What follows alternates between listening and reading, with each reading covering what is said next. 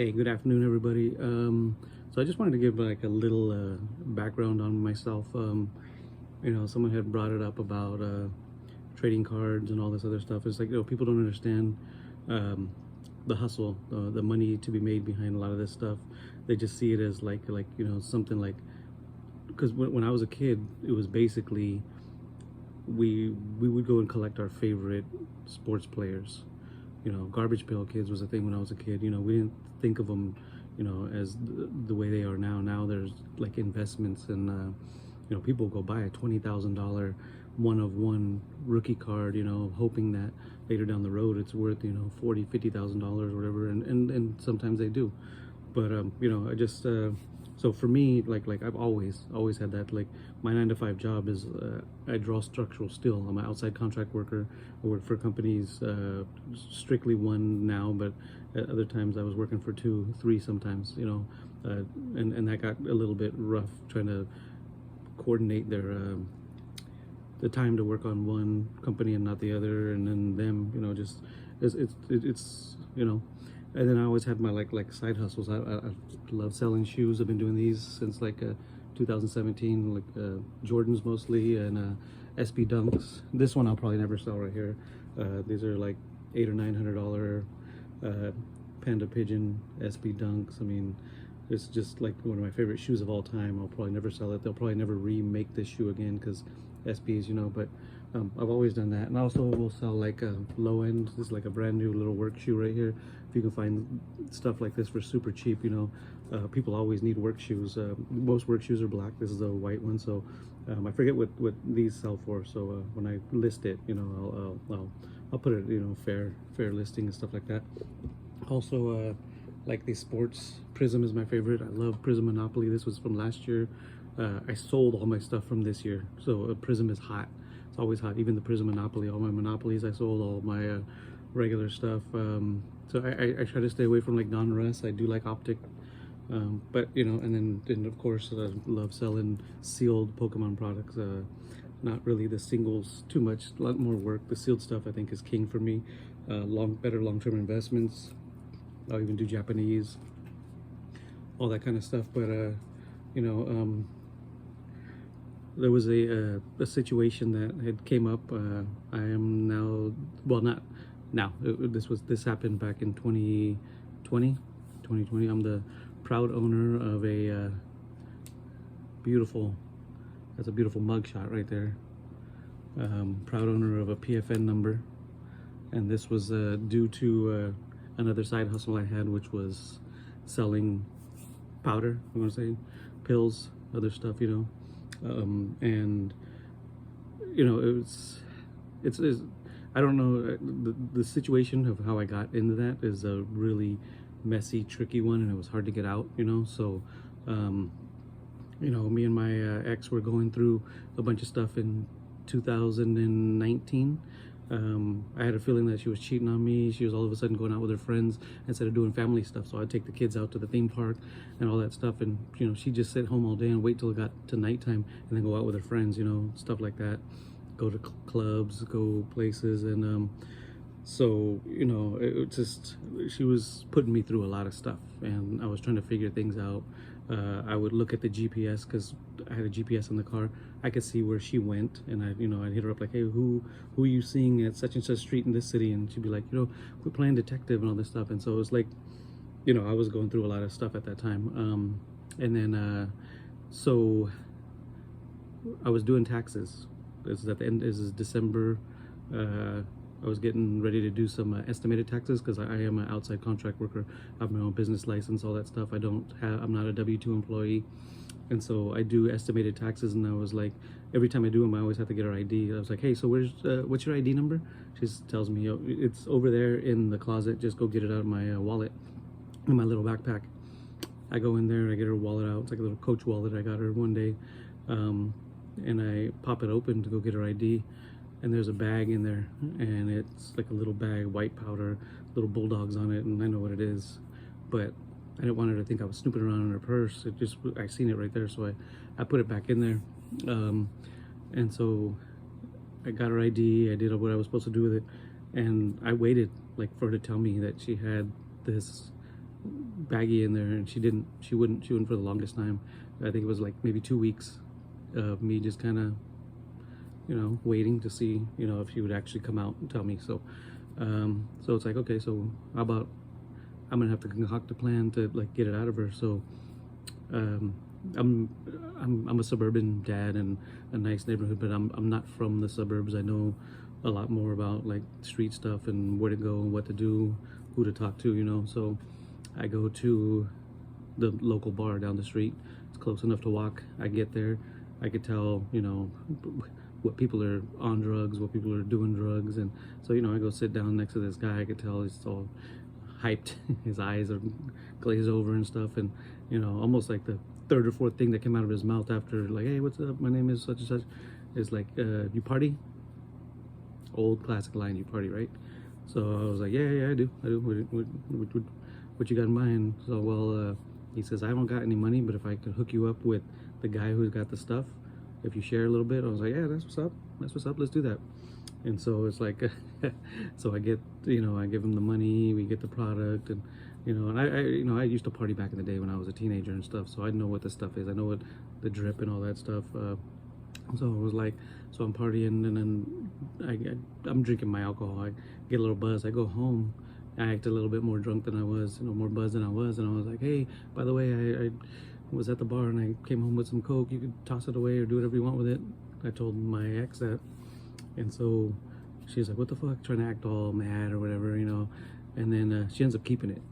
And then a couple days later, she tells me, oh, well, I got something to tell you. My friend, we were out there in San Jose partying, and she couldn't take her stash home, so she asked me to hold it, like they were in high school, right? These like grown person can't take their stash home, kind of shit. And I'm just like, whatever, man.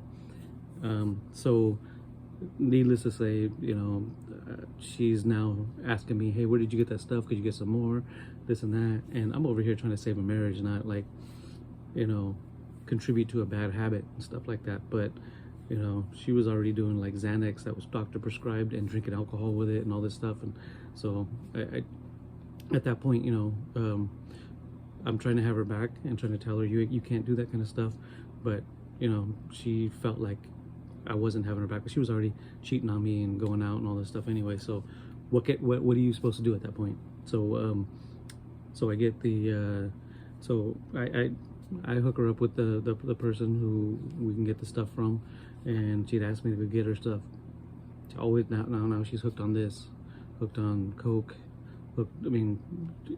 she started somewhere else. I didn't ask her husband, I didn't want her trying to get that out on the streets out in San Jose or wherever she was going. That's the mean streets, you know what I'm saying? So I can go get it locally and have no issues, and I can protect her from having to get it herself. But it wasn't something I like to do. I didn't like doing this, but it was kind of where I got to in this situation. And then COVID hits, and she takes off. I got the kids at the house. I'm taking care of the kids. I got all 3 kids, the house, both cars. They're all, I got everything. And she takes off, and she tells me that she's taking off and going to stay with her friend. I hit this friend up months later, and they said she never stayed with me. But I pay the credit card bill so I could see. She went to a 7-Eleven near that friend's house, went to another 7-Eleven near another friend's house. So she was doing this so she could try to throw me off, like what she was doing during COVID, and spending all kinds of money, draining my bank account. She knows how much I make a day, yet she would go and pull $300 out here. I think it was to feed her habit, that of all the crap that she was doing.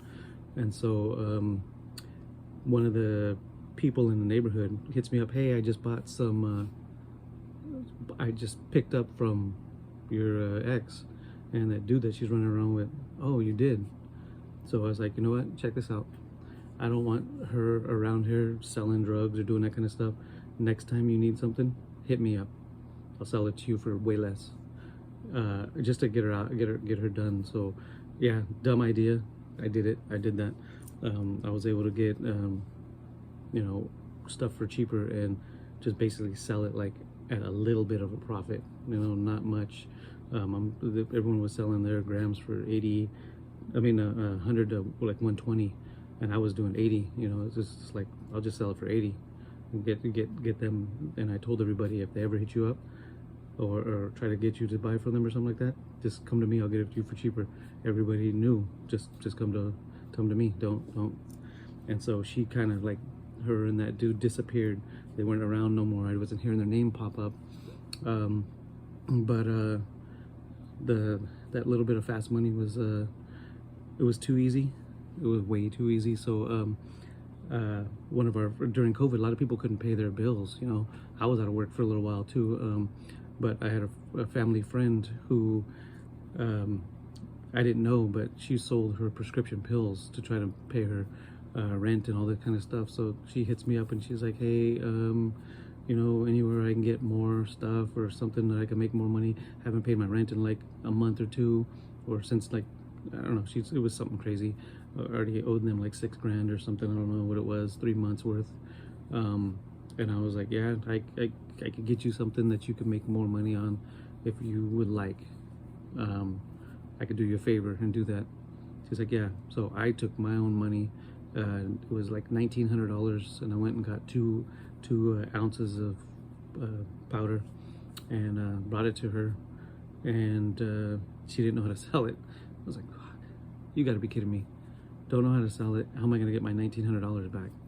So I ended up selling it. I ended up selling it all, got my money back, helped her out, and did this for months. I helped this person out, and they never paid their rent. They literally just, I don't know what they used. This person used the money on. I have no clue. And I find out later that like gang task force was following her around, taking pictures of her, all kinds of stuff. And so one night I'm leaving like her house. I dropped her off. I'm leaving her house. This is during COVID still, where the cops aren't pulling people over for nothing, like nothing at all. They laxed on all kinds of rules. People were just riding dirty all over the place. It just was what it was. And so I got caught. I get pulled over. I did my left, right, coming out of the driveway. There's no cars. I get into the turn lane. All of a sudden, the cop with no lights comes out of the side street and pulls up right behind me. Turns on his headlights as he's coming out. And like, it was waiting. He was kind of just waiting because he's been sitting on this person's house, knows this person. Like I said, gang task force in that city, had a history with this person and that person's ex-boyfriend, all this stuff. So now I'm, without a heads up from this person, "Hey, you could have told me that you got like this stuff following you around." I get popped. And, I also have my legal firearm on me, and there's a story behind that too. With my ex was coming in the house. She stole jewelry out the house, stole expensive cameras, all that stuff, while me and my kids were out like on our excursions. While she would come and look and see if the car was gone. She'd run in the house, grab stuff. I had jewelry that was missing, and then my heart was skipping a beat. I was like, "That she better not have taken my firearm." So I went and looked because I had it hiding under the bed. But the case is so big, you can see, and it was there. I was so spooked. So I would carry the firearm without the clips, without bullets, anything. I would leave the clips and the bullets here at the house. So I had that on me, but I also had the drugs. So they kind of, when I got pulled over, that kind of got me in trouble right there. But here in California, I mean, I know that I knew the risks. I knew exactly what I was facing with what I was carrying, but apparently I had a little bit more. I think I had 11 grams on me, and maybe like 3 different kinds of pills, like a total of like 8 or 9 pills, so 3 different types, bars, Addies, and something else. It might have been some Mollies. So I had a little bit of pills and stuff like that. So I get popped with all this stuff, and the police officer, I was wearing 49er stuff. I have gold. I wear chains, all that stuff. And he was asking me all these questions. "You're a gangbanger? Are you a norteño? You this, you that?" And I was like, I'm not in the gang. I ain't, I'm not a drug dealer. This is an unfortunate situation because I like to party. I like to whatever, just unfortunate. This is what it is, and there's nothing I could say. So I get booked into Santa Rita jail, which is it's like one of the biggest jails in the country. It's also a federal housing place too. So like in some other states, carrying your own legal firearm is not a crime. In California, it is. Some other states, that's not a crime. I didn't even have the clips or bullets. It was like just the actual the gun. Like I said, the clips and bullets I kept at the house. That I kept in the car because I didn't need my ex to come and take my legal firearm. But like I said, it looks all bad when you have also drugs on you. So I get booked in, and like I said, it's a federal jail, and you know I'm in the holding cell, and I see this young cat. He comes in and he's got SJ San Jose tattoos on him. I could tell he's a San Jose cat, so I was like, damn, what are you in here for? Because he had a 30-round clip, which is a federal offense in California, 30-round clip. So they took him from Santa Clara County, which is where San Jose's at, and booked him into Santa Rita for the federal enhancement. So like I said, it's a big jail. I've been like a couple different times for stupid stuff. So and it's not fun. It's just especially during COVID, it was boring. We were like mostly locked down. You know, couldn't get out and do rec time, but 1 hour a day. So it was almost like we were in the shoe. But it was, you know, for me, I should have like stopped. But when someone asked me for a favor and I said, yeah, I can get you, I should have stopped.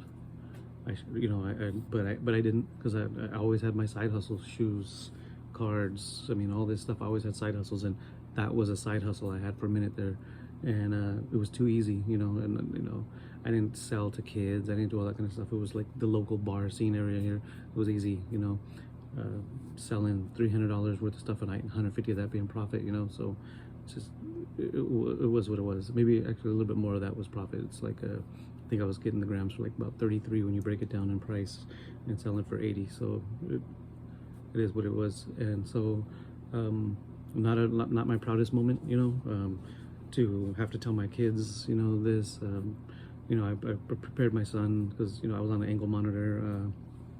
Some of my time was done on ankle monitor, and then the rest was actually they wanted some of my time, because, you know, my lawyer, he was like, well, how about we do, instead of 30 days on ankle monitor, 60 and no jail time and this and that. They weren't having it. In another state, if I was in Nevada, I would have served 180 days. I would have been in there for 180 days in Nevada. But in California, the jails are so impacted. The rules, the laws have changed. It's so, criminals, you know, people, felons shooting off firearms and getting caught are serving 6 months out here. That's it. You know, so it's like, California's a little bit different. In Nevada, they want all your time. You're gonna spend the whole thing, no probation. You know, other states are like that. I'm pretty sure Texas, I don't know, some of these places, they're gonna get you on your time. But in California, they're just letting people go. I mean, we have a problem with crime over here so much. Stealing, if you don't steal over like $950, slap on the wrist and you go. You know, basically, and you really don't have to do anything after that. You can go back to the store, same store you stole from, and do that. Like, so all the stores in San Francisco are like shut down. They closed all the Targets out there. They closed a lot of the Walgreens, you know, it's nuts. But so I got I knew exactly approximately what I would have got if I got caught, and then I did get caught. So that was it. And nobody else went down with me. I just kind of, you take it, you know what I mean? I don't make no excuses. The cop that actually pulled me over, he told the DA that I was tatted up, gang banging, drug dealing, expensive watch, chains. I was wearing like $500 Jordans at the time, some cool OG Jordans that were pretty nice, and so he painted a picture of me as this evil villain or something like that. And my lawyer was just, when I first met with him, he laughed. He's all, oh wow, okay, so I could tell you're not exactly what that guy said, what the arresting officer said. And you know, because I speak well, you know, I got my Stanford voice. It is what it is, you know. I don't speak hood. I grew up around all that, and it wasn't gonna be me. Like my cousins, family members, all that stuff. I knew I was gonna graduate high school. I was gonna do good, even though I knew about the streets.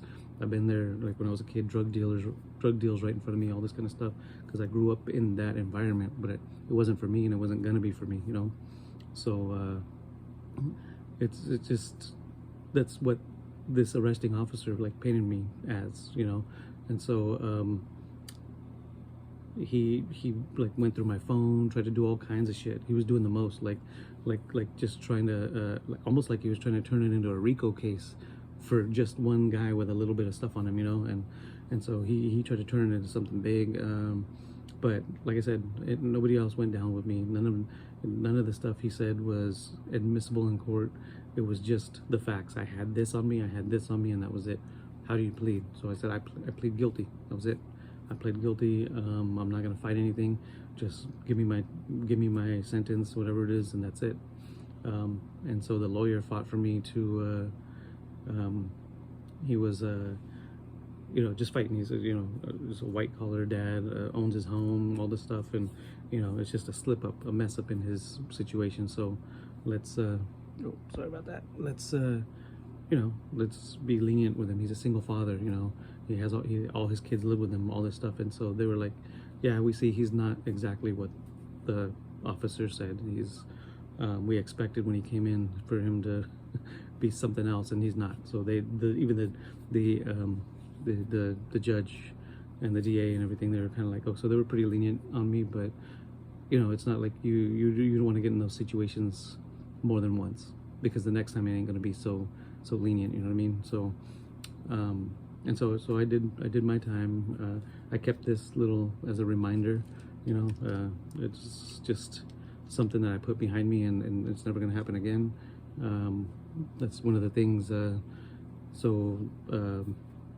I was starting to talk to somebody at the time when I went in, and you know, she went on a vacation, and while she was gone on vacation, I was actually in the jail cell. And funny thing is, my cellmate, he's from another town pretty close to where I'm from, and we started talking, and he told me where he's from. I said, I got family down the street. Apparently he did a lick with one of my cousins, so he was like, oh shoot, you're such and such cousin. Oh, okay. So we had a good time in there, but you know, it was just me and him chopping it up. I wasn't in there long enough. I told nobody to put money on my books. I don't want it. But he was going to be in there a little longer, so he shared some of his stuff. So when I got out, I put some money on his books, and so this was, you know, definitely a learning experience. But I already knew, so I was. It's not like I needed to. I wasn't like some dumb teenage kid. You know, I'm grown. I did what I did, and so just to see my cellmate, you know, he was breaking down because he was going to be in there quite a bit longer than me. Maybe like the whole summer. You know, he was going to not see his kids, so he broke down quite a few times, and you know, it was hard to see that, but you know, it was good to actually be able to, like, just, you know, converse with somebody in there who was in a similar situation. But yeah, hopefully, you know, I haven't hit him up since, but you know, I probably should just check on him, see how he's doing, make sure he's trying to stay straight, because you know, even at the time, I know he got caught with I think his were like the same charges. He had a gun and drugs in the car with him, but he was smoking meth. He told me he's having a hard time getting off the meth and stuff, and you know, he had 2 baby mamas that support him really well, which is really crazy. You know, they all are like cool, and so I think that, you know, if he can just stay off the stuff, maybe he'll you know, not go back. Like for me, I like to drink a little bit of alcohol, but like drugs, cigarettes, weed, none of that stuff is for me. So it was easy to actually sell the stuff, because if I party and I decided to dabble in anything, it was only for that night to party, and I don't wake up craving things, you know, like a fiend. So I'm not really a partier like that. So but yeah, so really, it's best if your side hustles include selling legal products, shoes, cards, whatever, you know. I'm always looking for more. I want to try to get some allocation for like jerseys and stuff. Not this. This is freebie from the bar my girlfriend works out. But I wanted to try to get into like the sports gear and stuff like that, selling more stuff. They can't have too many side hustles. The card side hustle, I kind of want to pass that on to my son. I want to get into doing the live breaks and doing all that kind of stuff. I have a vendor with my tax exempt license. I can get cases of like Prism boxes and stuff like that for like 10 grand, and if I sell the slots the correct way, I can make, you know, $3,000 or something like that off of doing those live breaks, and so I want to try to get into that. But there's a lot of legal stuff I got to figure out. I got to figure out, you know, how to get all that stuff going. But this is something I'm trying to build, the card stuff. I'm keeping the shoes for me. Maybe one day I'll have a shoe store, who knows? But the card stuff I want to pass on to my son. You know, he's not on pace to be a doctor or a lawyer or something like that, but you know, he's very interested in this stuff, and I'm teaching him how to like box stuff up, ship things, and doing that kind of stuff. So that's something I want to pass on to him. You know, it's doing illegal stuff is not something you pass on to your kids, and you know, like I said, it's easy, it's fast money, it's quick, you're partying, all that kind of stuff, but it just it gets you caught up, you know. So that's this is how I went from selling powder to selling cards. You know, just wanted to put that in a quick story, let you guys know. This is probably the only serious video I'll probably ever make on this channel. The rest will just be about, you know, the shoes, the cards. If I have any other cool business things that I get into, you know, I'll absolutely, you know, talk about that on here too. But yeah, end of my video, man. You guys stay safe out there. Say no to drugs. Stay off the drugs. Don't sell the drugs. All right, man. I'm out.